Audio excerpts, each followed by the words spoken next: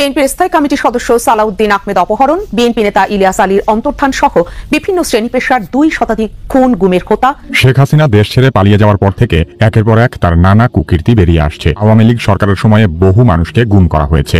যে গোপন কারাগারে গুম করা হতো সেই জায়গাটার ছদ্মনাম হলো আয়নাঘর। সিলেট জেলা বিএনপির সাবেক সভাপতি এম ইলিয়াস আলী এখনো বেঁচে আছেন। 6 জনকে ফিরে পেতে ট্রাইব্যুনালে হাজির হয়েছে গুম হওয়া পরিবারের সদস্যরা। গুমের দায়ে এবার আন্তর্জাতিক অপরাধ ট্রাইব্যুনালে অভিযোগ দাখিল করলেন সাবেক একজন সেনা কর্মকর্তা। গুমের কারণ হিসেবে জানান, ভারত বিরোধী মনোভাব ও বিএনপির প্রতিষ্ঠাতা জিয়াউর রহমানের আদর্শ ধারণ করাই কাল হয়েছে তার। জনগণের নিরাপত্তা দেওয়ার জন্য। সম্মানিত দর্শক, আসসালামু আলাইকুম। নতুন একটা নিউজ ভিডিওতে জানাচ্ছি আপনাদের স্বাগতম। এইমাত্র পাওয়া তাজা এবং গরম খবর। আজকের এই ভিডিওতে আপনারা দেখতে চলেছেন বিএনপির বড় এক নেতা ইলিয়াস হোসেন, সে কিন্তু ফিরে এসেছে এমন তথ্য জানিয়ে কিন্তু কথা বলছে সেনাপ্রধান নিজে। আজকের এই ভিডিওতে বিস্তারিত এবং প্রমাণের মাধ্যমে সবকিছু দেখতে পারবেন। আশা রাখবো এই ভিডিওটি স্কিপ না করে সম্পূর্ণ দেখবেন, তাহলে সবকিছু বুঝতে পারবেন। সেই সাথে যে ভিডিওর অংশ বিশেষ দেখিয়ে ভিডিওগুলো শুরু করেছিলাম, সেই ভিডিওগুলো আপনারা বিস্তারিত মাধ্যমে একের পর এক দেখতে পারবেন। শেখ হাসিনাকে নিয়ে কিন্তু ভয়ঙ্কর তথ্য ফাঁস করেছে গোলাম মাওলানা রনি সাহেব, সেই বিষয়গুলো দেখতে পারবেন। আমি বেশি কথা বলতে চাচ্ছি না, আপনাদের বিস্তারিত ভিডিওতে নিয়ে যাবো। তার আগে ছোট রিকোয়েস্ট, যারা এরকম ভিডিও পেতে পছন্দ করেন অবশ্যই চ্যানেল সাবস্ক্রাইব করে আমাদের সাথেই থাকবেন। চলুন তাহলে এই ভিডিওতে লাইক করে বিস্তারিত ভিডিওটি দেখে আসি মোবাইলের স্ক্রিন থেকে। জন্মের পর নিজের বাবা সোহেল নিয়াজি রানাকে দেখার সুযোগ পায়নি শিশু শান নিয়াজি, তাই বাবাকে ফিরে পেতে এবার আন্তর্জাতিক অপরাধ ট্রাইব্যুনালের দ্বারস্থ হয় এই শিশুটি। আমি 5 মাসের ছিলাম, সেখান থেকে আমার বাবা নিখোঁজ। আমি কখনো আমার বাবাকে বাস্তবে দেখিনি, তো আমি চাই যে আমার বাবা ফিরে আসুক। আমি ছোটবেলা থেকে ভিডিও আর পিকচার দেখে আমি বাবার পিকচার আর ভিডিও দেখে আমি বড় হয়েছি, বাস্তবে কখনো দেখিনি। শুধু শান ই নয়, 6 জনকে ফিরে পেতে ট্রাইব্যুনালে হাজির হয়েছে গুম হওয়া পরিবারের সদস্যরা। তাদের কারো ভাই, কারো সন্তান, কারো বা স্বামী হয়েছেন গুমের শিকার। 2020 সালে 4 তারিখে সে ব্যবসার উদ্দেশ্যে বাইরে যায়, পরে কিছু সাদা পোশাকধারী লোক তাকে তুলে নিয়ে যায়। তারপর থেকে তার আর কোনো খোঁজ পাওয়া যায়নি। আমার যিনি ভাই হারাইছে, ওনার নাম আমিনুল ইসলাম লিটন, ওনাকে টপখানা রোড থেকে র্যাপে নিয়ে যায়, র্যাপ ধরে নিয়ে যায়, ওনাকে 2011 সালে নিয়ে যায়। বুধবার গুমের অভিযোগে ট্রাইব্যুনালে অভিযোগ জমা পড়েছে 11টি। আওয়ামী লীগের আমলে আইন শৃঙ্খলা বাহিনীর পরিচয়ে তুলে নেওয়া হয় তাদের। এতে সাবেক প্রধানমন্ত্রী শেখ হাসিনা, আসাদুজ্জামান খান কামাল, আনিসুল হক, বেনজির আহমেদ সহ সাবেক মন্ত্রী, এমপি এবং আইন শৃঙ্খলা বাহিনীর সদস্যদের অভিযুক্ত করা হয়েছে। তবে গুমের ঘটনা তদন্তে গঠিত 5 সদস্যের কমিশনের প্রতি অনাস্থা জানিয়েছেন পরিবারের সদস্যরা। আন্তর্জাতিক অপরাধ ট্রাইব্যুনালে ন্যায় বিচারের প্রত্যাশা জানান তারা। আমরা তাদের কাছে কয়েকটা জিনিস বলছিলাম যে আপনারা আয়নাঘর নামে যে শুনছেন, আয়নাঘরটা উন্মোচন করার জন্য, আয়নাঘর যে উন্মোচন, আয়নাঘরটা কতগুলো আছে, কোথায় আছে, কি অবস্থায় আছে। তারা বললো যে আয়নাঘর উন্মুক্ত করার মতো তাদের কাছে কোনো ক্ষমতা দেওয়া হয় নাই। দ্বিতীয় নাম্বার, আমরা তাদের কাছে প্রশ্ন করছিলাম যে যারা করাপশন করছে, যারা অপরাধী, তারা তো দেশ থেকে পালিয়ে যাচ্ছে। আপনারা তারা যদি দেশে থেকে চলে যায়, তাহলে আপনারা বিচার করবেন কার? বলতে তাদেরকে আটকায় রাখার মতো ক্ষমতা আমাদেরকে দেওয়া হয় নাই। আমরা এখানে এখন স্বস্তি পাচ্ছি এটাই যে আমরা এখানে আন্তর্জাতিক অপরাধ ট্রাইব্যুনালে আমাদের যে অবস্থাটার সাথে আন্তর্জাতিক অপরাধ ট্রাইব্যুনালে আমরা এখানে একটা বিচার পাবো। এদিকে শেখ হাসিনা সহ 5 জনের বিরুদ্ধে অভিযোগ দাখিল করেছেন গুমের শিকার হওয়া সুপ্রিম কোর্টের আইনজীবী সোহেল রানা। জানান, আটকে রেখে 6 মাস ধরে চালানো হয় নির্মম নির্যাতন। আমাকে 6 মাস 3 দিন রাখা হয়। এই 6 মাস 3 দিন অমানবিক নির্যাতন করা হয়েছে আমার প্রতি। এগুলো আমি একাধিকবার বলেছি। তবে একটা জিনিস কি, গুমের বর্ণনাগুলো সব জায়গায় একই, সেম। কিন্তু আপনারা একটা জিনিস খেয়াল করবেন, গুম যে হয়, শুধু গুমের এই শাস্তিটা সে ভোগ করে বিষয়টা তা না। এটা এমন একটা বিষয়, গুমের বিষয়টা কিন্তু তার ফ্যামিলি, যে গুম হয় তার ফ্যামিলির প্রত্যেকটি সদস্য এটা এই শাস্তিটা ভোগ করে। গুমের অভিযোগ বিচার করতে আন্তর্জাতিক অপরাধ ট্রাইব্যুনালের আইনি কোনো বাধা নেই বলে জানান চিফ প্রসিকিউটর তাজুল ইসলাম। আন্তর্জাতিক অপরাধ ট্রাইব্যুনাল আইনে কিন্তু সংজ্ঞায়িত আছে যে কি কি জিনিসের বিচার এখানে করা যাবে। তার মধ্যে একটা হচ্ছে যুদ্ধাপরাধ, একটা হচ্ছে গণহত্যা, একটা হচ্ছে ক্রাইমস এগেইনস্ট হিউম্যানিটি। এরকম তালিকা অনেক লম্বা আছে। এই ধরনের যে কোনো অপরাধী যদি বাংলাদেশে সংঘটিত হয়, কোনো ভিকটিম এসে এখানে বিচারের জন্য আসতে পারেন এবং আন্তর্জাতিক অপরাধ ট্রাইব্যুনালের তদন্ত এবং প্রসিকিউশন টিম যদি মনে করে যে এটা ঘটেছে, তাহলে এই ট্রাইব্যুনালে সেটা বিচারের জন্য উপস্থাপন করতে পারবেন। সেই হিসাবে এই যেগুলো গুমের ঘটনা হয়েছে, জোরপূর্বক আটকে রাখা হয়েছে, বা আদার অ্যাক্টস আন্ডার ইন্টারন্যাশনাল ল, আদার ক্রাইমস আন্ডার ইন্টারন্যাশনাল ল, এরকম সংজ্ঞার মধ্যে যে সমস্ত অপরাধ হয়েছে, সেগুলোর ব্যাপারে অবশ্যই আন্তর্জাতিক অপরাধ ট্রাইব্যুনালের জুরিসডিকশন আছে। কিন্তু সেগুলো বিচারের জন্য যথার্থ হবে কিনা সেটা পর্যালোচনার পরে, তদন্তের পরেই বলা যাবে। তবে এখানে আসা যাবে, এটা আপনাদেরকে আমরা জানাচ্ছি। সব আয়নাঘর বা গোপন বন্দিশালা খুঁজে বের করার দাবি জানায় ভুক্ত বিএনপির স্থায়ী কমিটির সদস্য সালাউদ্দিন আহমেদ অপহরণ, বিএনপি নেতা ইলিয়াস আলীর অন্তর্ধান সহ বিভিন্ন শ্রেণী পেশার 2 শতাধিক খুন গুমের হোতা, ক্ষমতাচ্যুত শেখ হাসিনার তৈরি প্রধান দানবের নাম সাবেক সেনা কর্মকর্তা জিয়াউল আহসান। তার গ্রেফতারে স্বস্তি প্রকাশ করেছেন বিভিন্ন শ্রেণী পেশার মানুষ। বিস্তারিত জানাচ্ছেন মানিক শিকদার। একমাত্র ওয়ালটন এসি দিচ্ছে 1 বছরের রিপ্লেসমেন্ট গ্যারান্টি। টানা 9 বছর ভারতে অবস্থানের পর গত 11ই আগস্ট দেশে ফিরেন বিএনপি স্থায়ী কমিটির সদস্য সালাউদ্দিন আহমেদ। 2015 সালের 10ই মার্চ রাজধানীর উত্তরা থেকে সালাউদ্দিন নিখোঁজ হন। 62 দিন পর ভারতের মেঘালয়ের স্থানীয় পুলিশ তাকে উদ্ধার করে। এরপর টানা আইনি জটিলতা পেরিয়ে অবশেষে দেশে ফিরেছেন এই বিএনপি নেতা। বিএনপি নেতা সালাউদ্দিনকে যিনি আটক করেছিলেন তিনি হলেন র্যাবের তৎকালীন ঊর্ধ্বতন কর্মকর্তা জিয়াউল আহসান। অব্যাহতি পাওয়া মেজর জেনারেল জিয়াউলের সর্বশেষ কর্মস্থল ছিল ন্যাশনাল টেলিকমিউনিকেশন মনিটরিং সেন্টার। গত 6 আগস্ট বাংলাদেশ সেনাবাহিনীর চাকরি হারান জিয়া। শেখ হাসিনা সরকারের আমলে গুম খুনের সঙ্গে জড়িয়ে আছে জিয়াউলের নাম। সিলেটের বিএনপি নেতা ইলিয়াস আলীর অন্তর্ধান রহস্যের সঙ্গে বারবার নাম এসেছে তার। এদের চক্রান্তে এই দেশে আইনাগর হয়েছে এবং এসএসএফের পিছনে ক্যান্টনমেন্টের ভিতরে আইনাগর হয়েছে এবং ইলিয়াস আলীর এবং আমরা সৌদি আলমকে আমরা শুনছি তাদেরকে জিন্দা বস্তা ভরিয়ে ফেলাই দিয়েছে আপনার ওই সেন্ট মার্টিন ওইদিকে। দ্রুততম সময়ে জিয়াউলের মতো দানবদের বিচার করা জরুরি বলে মনে করছেন বিভিন্ন শ্রেণী পেশার মানুষ। উনি আয়নাগরের ভিতরে অনেক মানুষকে বন্দী করে রেখেছে, তারপর ওখানে টর্চার সেল তৈরি করে তাদেরকে মানসিকভাবে নির্যাতিত করছে। তা আমরা দেশবাসী এটা কখনো প্রত্যাশা করি না যে একজন সেনা বা সেনার কর্মকর্তা যারা আছে তাদের কাছে এই ধরনের কিছু আমরা প্রত্যাশা করি না। শাস্তির আওতায় যেন আনা হয়, আর এটা একটা দৃষ্টান্তমূলক শাস্তি হওয়া দরকার, যাতে হচ্ছে পরবর্তীতে যত যারা আসবে তারা যেন এটাকে মাথায় রাখে। শেখ হাসিনা ক্ষমতাচ্যুত হওয়ার পর গুম খুনের শিকার হওয়া পরিবারের সদস্যরা রাজধানী ও এর বাইরের বিভিন্ন জেলায় নানা কর্মসূচি পালন করেছে। র্যাবের আরো যেসব কর্মকর্তা এর সঙ্গে জড়িত তাদেরও বিচারের আওতায় আনার দাবি তাদের। আমাদের মানুষকে রাস্তা থেকে উঠিয়ে নিয়ে গুম করেছেন, গোপন কারাগারে রেখেছেন, গোপন বন্দিশালায় রেখেছেন, তাদেরকে নির্যাতন করেছেন, নিপীড়ন করেছেন। সেই মানুষগুলো গত 13 বছর ধরে তাদের পরিবারের টয়লেটে নিয়ে যেত, ওনারা দুজন আমাকে উঁচা করে নিয়ে যেত টয়লেটে, কারণ আমার পা তখন আমি আর পাড়া দিতে পারি না মাটিতে। আচ্ছা, তারপরে আমি চিল্লায় কান্না করা, আমার ডান পাশে একটা ছেলে ছিল, ফ্যান বন্ধ করার পরে উনি অনেকবার ওয়ালে আঘাত করে। আচ্ছা, তো আমি তো উঠে দাঁড়াইতে পারি না, আমার অবস্থা, আমি খুবই অসুস্থ। এত জোরে কান্না করেন কেন? কি করছেন আপনি? অপরাধী? আমি বললাম যে না, আমি তো জানি না যে আমি কোথায় আছি, আর কেন ধরে আছে এটাও বুঝতেছি না। আচ্ছা, বলতেছে আপনি রাজনীতি করেন? বললাম যে না, আমার পরিবার বিএনপির রাজনীতির সাথে জড়িত, আমি তেমন একটা অ্যাক্টিভ না, বিএনপির একজন সমর্থক, অনলাইনে লেখালেখি করি, আমি জিয়াউর রহমানের আদর্শকে ভালোবাসি। আচ্ছা, সে আমাকে বললো কান্না করবেন না, আপনাকে মারবে না। পরবর্তীতে সে আমাকে বলে যে আপনাকে মারবে না, মেরে ফেলবে না, যে এখানে আমিও বিএনপি করি, বিএনপির অনেককে এখানে রাখা হয়েছে, কাউকে এখনো মারে নাই। আচ্ছা, যে ইলিয়াস আলীর সাথে সে কথা বলছে, সে বললো যে বিএনপির বড় বড় নেতা। জি, এখন আসি পয়েন্টে। অনেকে জিজ্ঞেস করেছেন, তো এই পয়েন্টে তুমি কি জানতে পেরেছো ইলিয়াস আলী ভাই বিএনপি নেতা আমাদের সিলেটের যে বাঘ বা? জি, ইলিয়াস আলীর সাথে সে কথা বলছে, ইলিয়াস আলী কেউ মারে নাই। আচ্ছা, এই প্রথম তুমি জানতে পেরেছো যে ইলিয়াস আলী ভাই এখানে ছিল?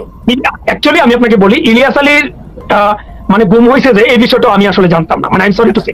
মানে আমি ওই ধরনের রাজনীতিতে অতটা অ্যাক্টিভ ছিলাম না, আমি আপনাকে বলি। বাট আমার ভাইয়া বিএনপির সাথে পরোক্ষ এবং প্রত্যক্ষভাবে জড়িত, আমার পরিবার সবাই বিএনপি। আচ্ছা, তো বলছে যে বিএনপির অনেককে এখানে রাখছে, আমিও বিএনপি করি, আমাকেও মারে নাই। তার নামটা কি ছিল? সে বলছে যে আমার নাম সুহেল। আচ্ছা, আর বললো যে আপনি যেহেতু কন্টিনিউ কথা বলতাম, সে আমাকে মানে আমি তার কথা আমি মানে কি বলবো আপনাকে, আমি বের হই, আমার বিশ্বাস করেন অন্য লোকদের কথা পরে, আমি শুধু সুহেলের ব্যাপারটা নিয়ে, সুহেল পরে কান্না করতো, 2 দিন যাওয়ার পরে সে কান্না করতো। এক্স্যাক্টলি সে যুব নেতা বলছে না ছাত্র নেতা বলছে, এটার মধ্যে একটু হয়তো আমার প্রবলেম হয়েছে। নিয়ে ভারত খেলছেন, বাংলাদেশের সঙ্গে খেলছে, আমেরিকার সঙ্গে খেলছে, এবং পুরো এই অঞ্চলের যে ভৌগোলিক রাজনীতি, জিও পলিটিক্স, এই জিও পলিটিক্সকে একেবারে উল্টিয়ে পাল্টিয়ে তছনছ করে দিচ্ছে, এবং শেখ হাসিনাকে অস্ত্র হিসেবে ব্যবহার করে আগামী দিনগুলোতে তারা যে মাস্টার প্ল্যান করে যাচ্ছে, এবং সেই মাস্টার প্ল্যান বাস্তবায়নের জন্য আমেরিকাতে, ইউরোপে, দিল্লিতে, কলকাতাতে, আগরতলাতে এবং ঢাকাতে একাধিক পক্ষ এখানে কাজ করছে। এবং আপনারা কি টের পাচ্ছেন যে বে অফ বেঙ্গল, আমাদের যে বে অফ বেঙ্গল, ক্রমশ এই মহান সম্পত্তিটি আল্লাহ কর্তৃক প্রদত্ত একটি নিয়ামত, এই বঙ্গোপসাগর আমাদের জন্য গলার কাটা হয়ে যাচ্ছে। এর কারণ হলো যে আমাদের যে সমুদ্র সীমা, এই সমুদ্র সীমার উপর যে গভীর জলাশয় রয়েছে, অর্থাৎ বঙ্গোপসাগরের আমাদের মহিষোপনের পরে যে গভীরতা রয়েছে, এই গভীরতা পৃথিবীর সবচেয়ে গভীরতম যে সমুদ্র গিরিখাত ম্যারিয়ানা ট্রেঞ্চ, এই তার চেয়েও গভীরতম। এই গভীরতার ফলে কি হচ্ছে, এই এলাকাকে কেন্দ্র করে যে সামরিক স্থাপনা নির্মাণ সম্ভব, যেটি প্রশান্ত মহাসাগর, আটলান্টিক মহাসাগর বা অন্য কোনো সাগরে সম্ভব নয়। ফলে এই বঙ্গোপসাগরের উপরে আমেরিকার এবং তার মিত্রদের ভীষণ রকম একটা নজর পড়েছে। আর এই নজরের বিরুদ্ধে কিন্তু ভারত এই পুরো তাদের যে বঙ্গোপসাগর বে অফ বেঙ্গল, এই অংশে তাদের আধিপত্য একছত্র রাখতে চাচ্ছে। অন্যদিকে চীন এখানে যে কোনো মূল্যে এই বঙ্গোপসাগরে ঢুকতে যাচ্ছে। আর এই বঙ্গোপসাগরকে কেন্দ্র করেই আমাদের টেকনাফ, আমাদের কক্সবাজার, আমাদের রুখি, আমাদের চট্টগ্রাম, পার্বত্য চট্টগ্রাম, এগুলো মানে এটা আমাদের গরিবের ঘরে যদি সুন্দরী একটা বধূ থাকে বা অতি সুন্দরী কন্যা থাকে, কিংবা একজন অসহায় দুর্বল লোকের হাতে যদি সবচেয়ে দামি রত্ন পাথর থাকে বা কোনো সহায় সম্পত্তি থাকে, তখন সেগুলো তার জন্য একটা মরণ যন্ত্রণা হয়ে পড়ে। সমস্ত লোলুপ মানুষগুলো সেখানে যাকে ঝাঁপিয়ে পড়ে। তদ্রূপ এখন এই বে অফ বেঙ্গলকে কেন্দ্র করে বিশ্বের সমস্ত পরাশক্তিগুলো বাংলাদেশকে নিয়ে খেলছে, এবং সঙ্গত কারণে এই খেলায় সবচেয়ে এগিয়ে রয়েছে ভারত। এবং ভারতের সঙ্গে আওয়ামী লীগের যে দ্বিপাক্ষিক সম্পর্ক এবং শেখ হাসিনার সঙ্গে ভারতের প্রকাশ্য কিছু চুক্তি, অপ্রকাশ্য কিছু কমিটমেন্ট, সব মিলিয়ে যাকে বলা হয় ভারত এই বাংলাদেশকে কবজা করার জন্য অলমোস্ট 70% তারা কিন্তু এগিয়ে গিয়েছিলেন। কিন্তু সমস্যা হয়ে গেছে যে শেখ হাসিনা শেষের দিকে এসে, মানে বিশেষ করে 2018 সনের নির্বাচনের পরেই সে ক্রমশ চীনের দিকে ঝুঁকে পড়ে এবং দিল্লির দাসত্ব থেকে বের হয়ে আসার জন্য সর্বোচ্চ চেষ্টা করতে থাকে। তারপর যেটা হয় সেটি হলো সে আমেরিকার সঙ্গে একটা সমঝোতামূলক সম্পর্ক করার জন্য সে প্রাণান্ত চেষ্টা করেছে। সাদ্দাম হোসেন যেভাবে আমেরিকার সাথে সম্পর্ক করার চেষ্টা করেছে, ঠিক সেইভাবে সেও চেষ্টা করেছে। কিন্তু চীন এবং ভারত এই দুটোর সঙ্গে সম্পর্ক স্থাপন করার মতো ঝুঁকি নিতে পারেনি। এর কারণ হলো তার সারাউন্ডিং, চারপাশে ভারতের যারা লোকজন রয়েছে তারা ছিল। এবং এখানে বাংলাদেশে ভারতে এমন কতগুলো কাজ করেছে 2009 সনের পর থেকে, খুবই সেন্সিটিভ। যেমন দেখা গেল যে বিডিআর কিলিং, আমাদের আর্মির অনেকগুলো ইন্টারনাল বিষয় খুবই সেন্সিটিভ। আমাদের সেই যাকে বলা হয় দ্বিপাক্ষিক অনেকগুলো স্পর্শকাতর চুক্তি রয়েছে। এই জিনিসগুলো শেখ হাসিনার জমানায় শেখ হাসিনা করেছেন বা তাকে দিয়ে করানো হয়েছে। তো এখন শেখ হাসিনা যদি বাংলাদেশে দীর্ঘমেয়াদে ক্ষমতায় থাকে এবং চীনের বলয়ে চলে যায়, এটাও ভারতের জন্য ভীষণ রকম বিপত্তিকর। আবার শেখ হাসিনা যদি ঠিক এরকম দোদুল্যমানতায় ভারতকে রাখে, সেটাও ভারতের জন্য ঝুঁকি। এর কারণ হলো যে যদি শেখ হাসিনা বাংলাদেশে তার পতন ঘটে এবং তিনি বিচারের মুখোমুখি হন, তাহলে পুরো বিষয়গুলো কিন্তু আদালতে চলে আসবে, যেটি ভারতের জন্য আমাদের সাথে তাদের যে দ্বিপাক্ষিক সম্পর্ক, এটি রীতিমতো গণরসে পরিণত হয়ে যাবে, যা করা হয়েছে। এজন্য শেখ হাসিনাকে তুলে নেওয়া, এমনকি আমার কাছে মনে হয় যে লাস্টে যে সকল বিদ্রোহ হলো, বিপ্লব হলো, এবং এর মধ্যে যে সকল সন্ত্রাসী কর্মকাণ্ড হয়েছে, এই সন্ত্রাসী কর্মকাণ্ডের সঙ্গে এই বিপ্লবের যারা বেসামরিক লোকজন তাদের থাকার কথা নয়। অনেক গুলাগুলি, থানা পোড়ানো, তারপরে শেষে পুলিশ হত্যা, এরকম অনেক নৃশংস ঘটনাগুলো ঘটেছে যার সঙ্গে সরাসরি বিদেশিদের হাত ছিল, এটা একেবারে স্পষ্ট। এখন সেই হাতটা কি আমেরিকার, FBI, রয়, না কি দিল্লির, নাকি অন্য কারো, এগুলো ভবিষ্যতে আসবে। কিন্তু যে ঘটনাটা ঘটলো, যে আমার কাছে যেটা মনে হয়েছে যে আমি কথা আগেও বলেছি বহুবার, যে বঙ্গবন্ধু একটা সময় দিল্লির জন্য খুব অসহ্য হয়ে পড়েছিল। ফলে বঙ্গবন্ধু হত্যাকাণ্ডের সঙ্গে তাদের একটা উল্লাস ছিল, তাদের একটা সংযোগ ছিল। তবু এই যে শেখ হাসিনার যে পতন, এই পতনের সঙ্গে যে ভারতের কোনো হাত নেই, এটা কিন্তু বলা যাবে না। কি কারণে হাত আছে? প্রথমত হলো তাকে বাগে নেওয়া, দ্বিতীয়ত হলো তার মাধ্যমে যে কর্মকাণ্ডগুলো করা হয়েছে সেই কর্মকাণ্ডগুলো যেন পাবলিকলি জনগণের কাছে চলে না আসে। তৃতীয় কারণ হলো যে আপনি যদি ঠিক মীর জাফর ক্ষেত্রে এই ঘটনাটা ঘটা হয়েছিল, হলো আমি শেখ হাসিনাকে অবশ্যই মীর জাফরের সঙ্গে তুলনা করছি না। অর্থাৎ মীর জাফরকে ক্ষমতায় বসানো হলো, কিন্তু ক্ষমতায় বসে তিনি সেই ইংরেজদের কর্তৃত্ব অস্বীকার করে স্বাধীনভাবে চলার চেষ্টা করলেন। তখন করলো কি, তাকে ক্ষমতাচ্যুত করে তার জামাই মীর কাসিমকে বসানো হলো। মীর কাসিম ছিলেন আরো স্বাধীন চেতা। তখন সে বললো যে কি হলো, মানে আমরা তো আরো বিপদে পড়লাম। তখন মীর কাসিমের সঙ্গে তাদের যুদ্ধ করতে হলো, বক্সারের যুদ্ধ করতে হলো। তো এটা বক্সারের যুদ্ধ নয়, এটা অন্য একটা যুদ্ধ। যাই হোক, সেই মীর কাসিমের সঙ্গে যুদ্ধ করে মীর কাসিম পরাজিত হলেন, নিহত হলেন। তারপরে আবার বাংলার সিংহাসনে নবাব যাকে বলা হয় মীর জাফর আলী খানকে আবার দ্বিতীয়বার ইংরেজরা বসিয়েছিল। তো দ্বিতীয়বার ইংরেজরা বসালো মীর জাফরকে। তখন মীর জাফর দেখলো যে তার প্রাণে বেঁচে থাকাই দায়, 2 নম্বর হলো যে এখন ক্ষমতায় বসে তারা নবাব হওয়ার শখ নেই, বাকি জীবন ইংরেজরা যদি সব নিয়েও যায়, সে শুধু ভাতাভোগী থাকতে চায়। ঠিক সেইভাবে সে আবার দ্বিতীয়বার কিন্তু বাংলার সিংহাসনে বসেছিল এবং আমির তো সে বাংলার সিংহাসনে ছিল। এখন শেখ হাসিনা এই যখন বাংলার সিংহাসনে ছিলেন, তো তিনি এখানে থেকে চীনের দিকে হাত বাড়াতেন, যেমন তার সবচেয়ে বড় ভুল হলো এইবার নির্বাচনে জয়লাভ করে বেজিং যাওয়াটা। এটা তার কোনো অবস্থাতে উচিত হয়নি, তো তিনি সেই কাজটি করেছেন।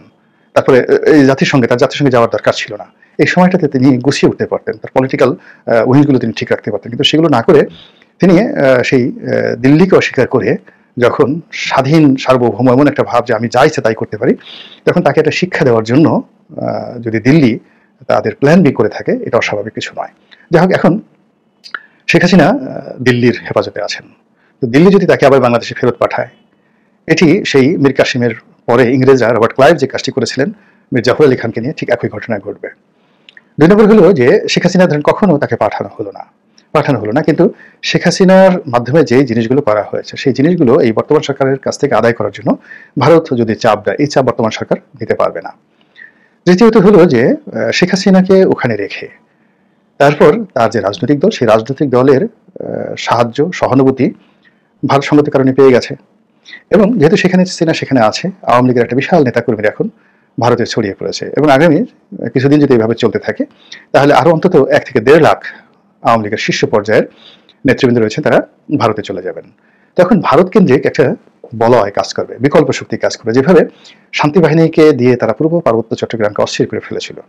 তো একইভাবে যদি শান্তি বাহিনীকে দিয়ে পুরো পার্বত্য চট্টগ্রাম, পুরো সেনাবাহিনীর কয়েকটা রেজিমেন্টকে তারা সেই আমাদের জাতীয় বাজেটের একটা বিরাট অংশ আমরা ওখানে কিন্তু শান্তি বাহিনীর সাথে যুদ্ধে খরচ করেছি, তো তারা যদি মাত্র 1000 খানিক শান্তি বাহিনীর সদস্যকে দিয়ে এই কাজ করতে পারে, তাহলে বাংলাদেশের কোটি কোটি আওয়ামী লীগের যারা নেতাকর্মী আছে তাদেরকে দিয়ে এই দিল্লি কি করতে পারে, এবং সেটাই কিন্তু তাদের প্ল্যান বি। এবং সেই প্ল্যান বি বাস্তবায়ন করার জন্য এখন দিল্লির যে মিডিয়াগুলো রয়েছে তারা কিন্তু প্রচার চালাচ্ছে। কি প্রচার চালাচ্ছে? একবার বলছে যে এই মুহূর্তে বাংলাদেশের সৈন্য সমাবেশ করা দরকার, বাংলাদেশ খুব বাড়াবাড়ি করছে। আর এক পক্ষে বলার চেষ্টা করছে বড় বড় মিলিটারি এক্সপার্ট ওখানে লেফটেন্যান্ট জেনারেল হয়েছেন, ফুল জেনারেল হয়েছেন, মেজর জেনারেল হয়েছেন, এবং গ্লোবাল পার্সপেক্টিভে তাদের যে সামরিক বিশ্লেষণ খুবই গুরুত্বপূর্ণ। তারা কাগজ কলম নিয়ে বসে একে ঝুঁকে দেখাতে চেষ্টা করছে যে এই মুহূর্তে মিলিটারি পয়েন্ট অফ ভিউ থেকে চট্টগ্রামকে আলাদা করে ভারতের অধিকারে নিয়ে যাওয়া, এটি যাকে বলা হয় ভারতের জন্য প্রথম অপশন।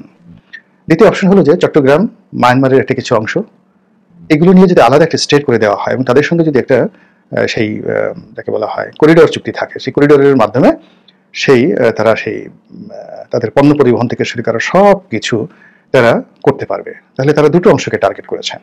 একটা হলো শিলিগুড়ি করিডোর, আমাদের উত্তরবঙ্গের আপনি দেখবেন যে একটা মাথা আছে ম্যাপে, সেই মাথার অংশটা তারা কেটে দিতে চাচ্ছে। আর চট্টগ্রাম এবং পার্বত্য চট্টগ্রাম যেখানে যে ফেনী নদীর ওখানে এসে যেটা চিকেন নেক বলা হয়, বাংলাদেশের পার্টে ফেনী চিকেন নেক, এই অংশটাকে তারা কেটে দিতে চাচ্ছে। এটা নিয়ে ভীষণ রকম প্রচার এবং প্রোপাগান্ডা চলছে ভারতে, যার কিছু অংশ যে বাংলাদেশে যারা দেখেন, আমরা দেখার সাথে সাথে ঘুম হারাম হয়ে যায়।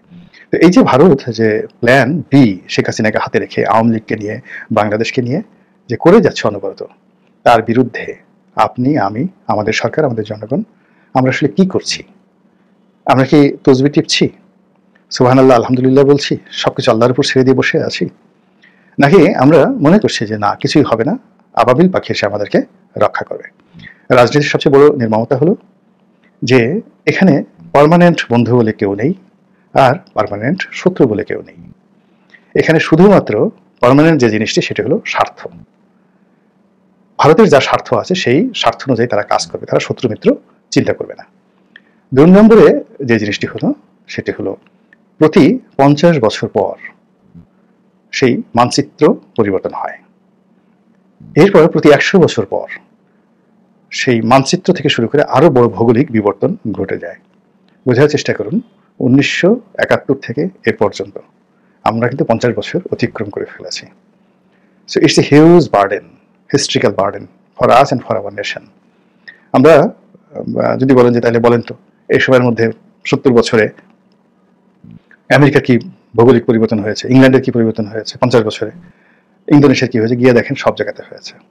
গত 50 বছরে মানে উইদিন 15 ইয়ার্সের মধ্যে আপনি ইংল্যান্ডে গিয়ে দেখেন আয়ারল্যান্ডে কি হয়েছে, ইউরোপে গিয়ে দেখেন সেই গত 50 বছরের মধ্যে কতবার কত মানচিত্র পরিবর্তন হয়ে গেছে। এই বাংলাদেশের মধ্যে কিন্তু আমাদের বেশ কয়েকবার মানচিত্র পরিবর্তন হয়ে গেছে। স্বাধীনতার পরে এই 3 বিঘা করিডোর নিয়ে কি হলো, কয়েকবার মানচিত্র কিন্তু পরিবর্তন হয়েছে।